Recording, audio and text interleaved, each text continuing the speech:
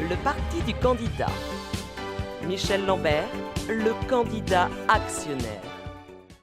Mes chers compatriotes, c'est un grand plaisir pour moi, Michel Lambert, de quitter mon habit de PDG du groupe France pour vous retrouver enfin. Oui, aujourd'hui, c'est le candidat qui vous parle. Le candidat sait que le président a fait des erreurs, qui n'en commet pas. Mais tant comme candidat que président, je suis fier du bilan accompli. Oui, je suis fier des régressions sociales que j'ai initiées, des réformes rétrogrades que j'ai développées et du développement sans précédent des idées réactionnaires dans ce pays.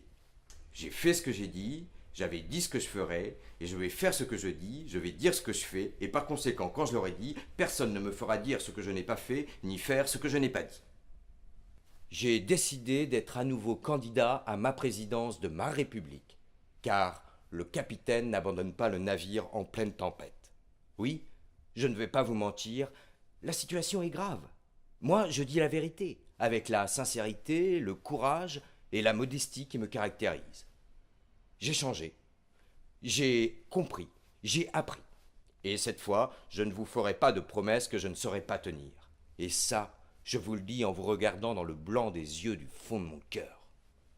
Dans cette crise du portefeuille que nous traversons, la France a besoin d'un PDG fort, capable de faire les bons choix, de défendre les vraies valeurs, les valeurs du marché, les valeurs boursières. De grands progrès ont été réalisés dans ce domaine, mais il reste encore beaucoup à faire. Il y a dans ce pays des gens qui souffrent des variations des taux de change, des fluctuations boursières et des effondrements des indices boursiers. Est-ce que c'est normal de les laisser sur les bords de la route? Est-ce que c'est normal de les forcer à exiler leurs capitaux et à délocaliser leur entreprise? Non. La France d'en haut a besoin de nous tous.